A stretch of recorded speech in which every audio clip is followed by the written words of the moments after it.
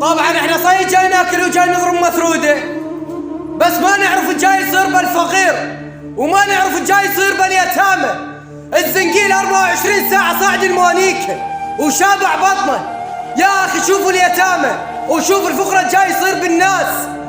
ما تشوفون الله سوى بينا، الله ذب علينا كورونا، الله نعل سلفانا من شيل اعمالنا.